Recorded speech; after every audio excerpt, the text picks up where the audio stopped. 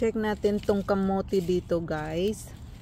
Itinanim ko lang ito dito as decoration sa mga ibang halaman ko. Pinag-i-insert ko lang kasi siya sa mga bulaklak dito para lang para malago tingnan yung mga bulaklak ko. So ito kamote ito. Try natin kung may laman ba kasi ang haba na ng vines niya. So i-check natin, guys, kung may laman ba tong kamote.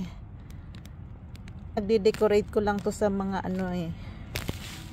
Oh, may laman naman pala. Yan oh. Actually tinanim ko to siya dito para lang decoration sa mga bulaklak ko. So may laman pala siya, guys. Magkalaman pala siya.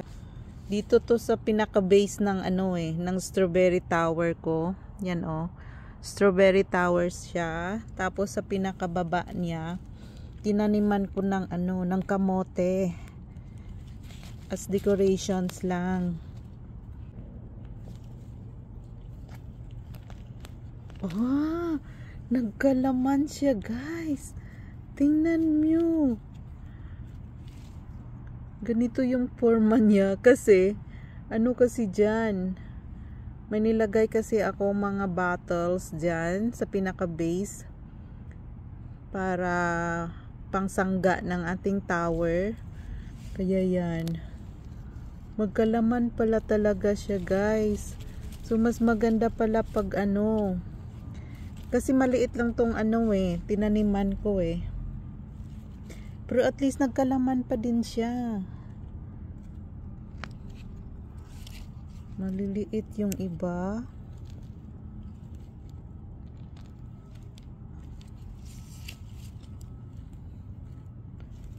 Nagkalaman siya, guys. Check pa natin baka mayroon pa. Kasi mayroon pang isa dito.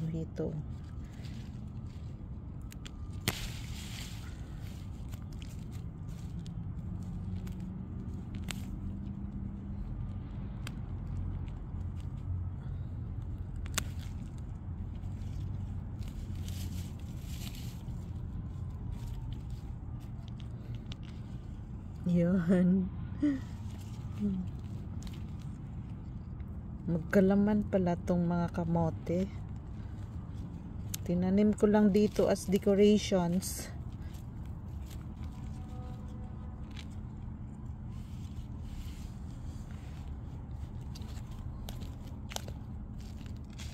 Kasi may bottle kasi dyan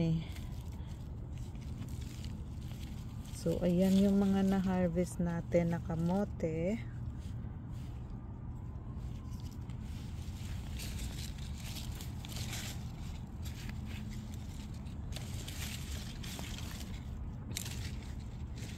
So next summer i-try natin sa magandang lupa talaga itanim. Kahit sa bucket siguro pwede siya, as long as malaki lang yung tataniman mo. Kahit laundry baskets, so pwede siya siguro. So ayan yung ating kamote.